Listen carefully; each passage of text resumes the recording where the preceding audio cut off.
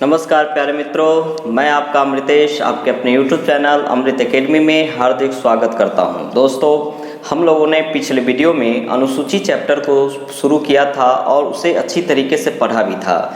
अनुसूची हम लोग ने पढ़ा था कि जब संविधान बना था, लागू हुआ था, उस दिन अनुसूची की संख्या 8 थी और वर्तमान में अनुसूची की संख्या 12 है। इस 12वीं अनुसूची में हम लोगों ने जो फर्स्ट वीडियो था अनुसूची का, उसमें शुरू से 6 वीडियो को अच्छी तरीके से पढ़ लिया था। प्रथम अनुसूची, दूसरा, तीसरा, चौथा, पांचवा और छठा। आज हम लोग उसी टॉपिक का यानी अनुसूची जो टॉपिक थी, चैप्टर थी, उसी चैप्टर का दूसरा पार्ट या सेकंड वीडियो लेकर आए हैं, जिसका एक महत्वपूर्ण टॉपिक है, नाम है 7वीं अनुसूची। आखिर 7वीं अनुसूची इम्पोर्टेंट क्यों है? इम्पोर्टेंट इसलिए है क्योंकि बहुत सारे विषय है, बहुत सारे क्षेत्र है जो केंद्र और राज्य के पास दिए गए हैं, और ये जो बंटवारा जो किया गया है शक्तियों का, क्षेत्र का, केंद्र और राज्य के बीच में, उसी का उल्लेख मिलता है 7वीं अनुसूची में। यानी अगर पूछा जाए 7वीं अनुसूची में क्या है या किसका उल्लेख है, तो हम लोग रखेंगे ध्यान केंद्र और राज्य, केंद्र और राज्य के बीच शक्तियों का बंटवारा, शक्तियों का बंटवारा, या इसी को हम लोग विभाजन भी लिख सकते हैं। तो केंद्र और राज्य के बीच शक्तियों का विभाजन किया गया है, इसका उल्लेख किस अनुसूची में है? तो यह है 7वीं अनुसूची में। यह जो 7वीं अनुसूची है या केंद्र और राज्य के बीच जो शक्तियों का बंटवारा है, यह लिया कहाँ से गया है? तो यह कनाडा देश के संविधान से यानी कि कनाडा मॉडल पर आधारित है यह। अब इसी अनुसूची के तहत यानी 7वीं अनुसूची के तहत ही अनुच्छेद 1 हम बता रहे हैं, जिसका नाम है अनुच्छेद 246। इसको आप लोग भूलेंगे नहीं, क्योंकि ये 246 जो आर्टिकल है, इसके तहत 3 प्रकार की सूची को हम लोग इंग्लिश में कहते हैं लिस्ट, यानी 3 प्रकार की सूची का उल्लेख किया गया है, जो कि 7वीं अनुसूची में वर्णित है। तो आपसे पूछा जाएगा 3 प्रकार की सूची का उल्लेख किस अनुसूची में है? तो 7वीं अनुसूची में। 3 प्रकार की सूची जो है, इसका उल्लेख किस आर्टिकल में है? तो 246 में है। और 3 प्रकार की सूची आखिर है क्या क्या सूची? तो 3 प्रकार की सूची है, जिसका एक का नाम है संघ सूची, या इसी को हम लोग कहते हैं केंद्र सूची। दूसरा होता है राज्य सूची और तीसरा होता है समवर्ती सूची।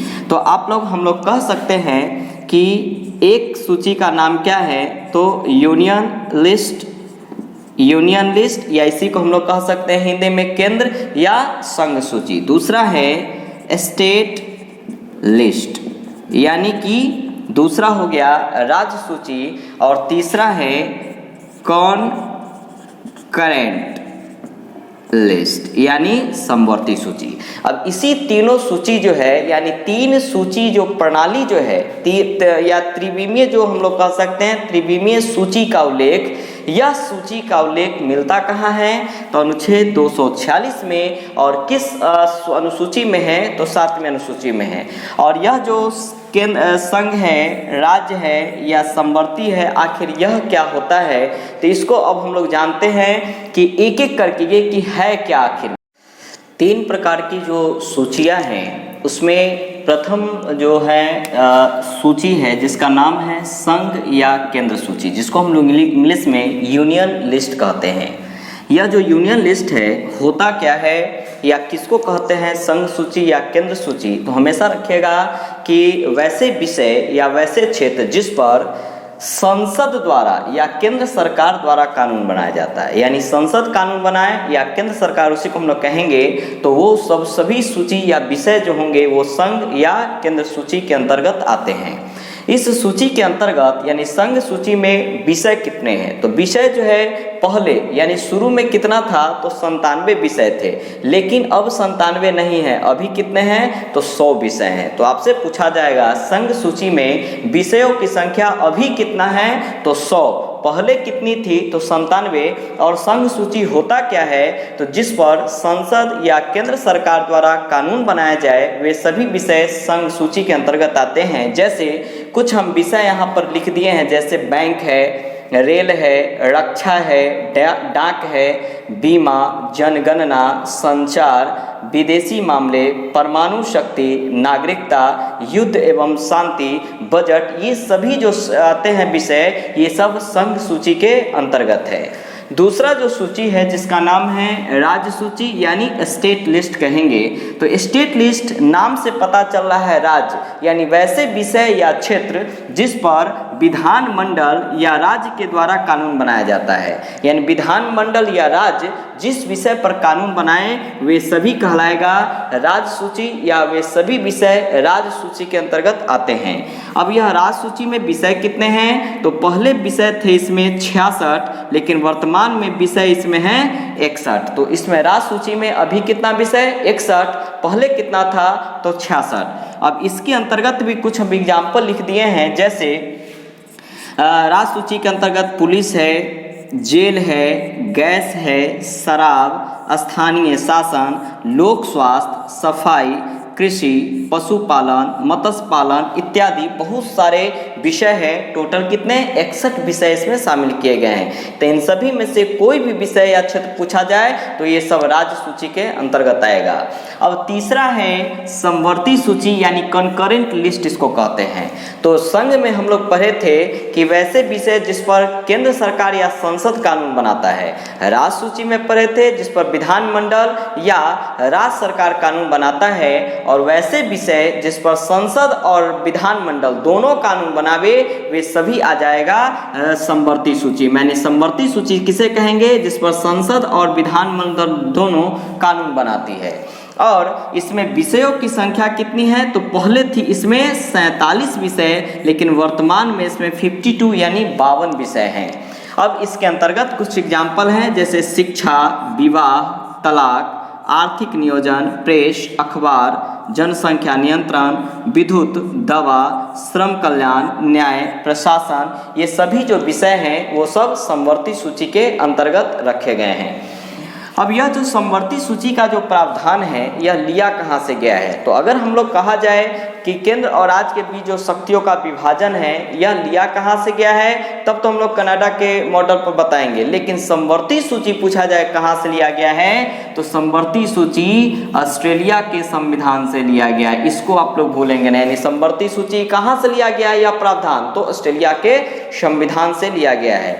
अभी हम लोग जो 3 सूची जो पढ़ रहे हैं, संघ, राज्य और समवर्ती सूची, इसका पहली बार जिक्र भारत सरकार अधिनियम 1935 के अंतर्गत आया था। यानी आपसे ये भी क्वेश्चन हो गया कि 3 प्रकार की जो सूचियां होती है, संघ, राज्य और समवर्ती सूची, ये पहली बार शब्द या पहली बार इसका जिक्र या यह प्रणाली का पहली बार उल्लेख कहाँ पर मिला था?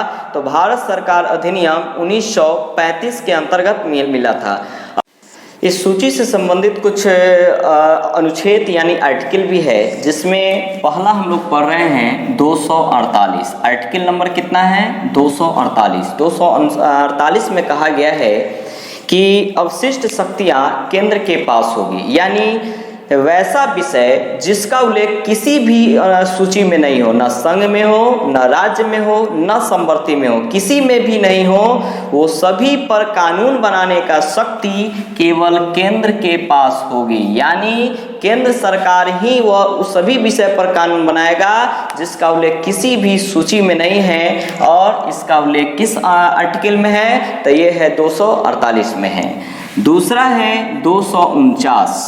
249 अनुच्छेद में कहा गया है कि राज्य सूची के अगर कुछ ऐसे विषय हो सकते हैं या राज्य सूची में कुछ ऐसे विषय होंगे जो कि राष्ट्रीय महत्व के चीज़ हैं, ठीक है, वो सभी विषयों पर जो कि राष्ट्रीय महत्व के चीज़ हैं और राज्य सूची में उसका उल्लेख है, उन सभी पर केंद्र सरकार को यह अधिकार है कि उस पर अपना कानून बना सकता है। इसी का उल्लेख है आर्टिकल 249 में। तीसरा है 250। अनुच्छेद 250 में कहा गया है कि अगर आपातकाल लगता है तो राज्य सूची में जितने भी विषय हैं सभी पर कानून बनाने की शक्ति केंद्र सरकार के पास होगी। और सबसे इम्पोर्टेंट बताने जा रहे हैं 4 नंबर, जिसका नाम है अनुच्छेद 254। ये बहुत इम्पोर्टेंट है।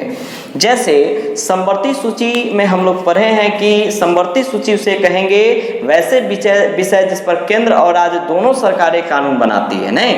लेकिन कुछ ऐसा भी हो सकता है विवाद कि केंद्र सरकार का कुछ अपना नियम हो, कुछ अपना कानून बनाना चाहता हो और राज्य सरकार कुछ अपना कानून बनाना चाहता हो। यानी समवर्ती सूची के अंतर्गत कुछ ऐसे विषय जिस पर केंद्र सरकार और राज्य सरकार के अलग अलग मत हो या मतभेद हो जाएं, तो उस समय भी केवल केंद्र सरकार का कानून यानी संघीय कानून ही मान्य होगा और इसका उल्लेख है अनुच्छेद 254 के तहत। तो अगर आपसे कभी पूछ दिया जाए कि समवर्ती सूची के किसी विषय पर केंद्र और राज्य के बीच मतभेद हो जाता है किसी भी विषय पर, तो किसका कानून मान्य होगा, तो हमेशा रखिएगा ध्यान, केंद्र सरकार का ही कानून मान्य होगा और इसका उल्लेख किस अनुच्छेद में है, तो 254 अनुच्छेद में है। तो दोस्तों ये सभी चीज़ों को हम लोगों ने आज अच्छी तरीके से पढ़ा। नेक्स्ट वीडियो में हम लोग 8वीं अनुसूची को पढ़ेंगे और बाकी जितने भी अनुसूची है उसको एक एक करके डील करेंगे। अगर आपको यह वीडियो अच्छा लगे तो आप लाइक करें, शेयर करें, सब्सक्राइब करें। तब तक धन्यवाद।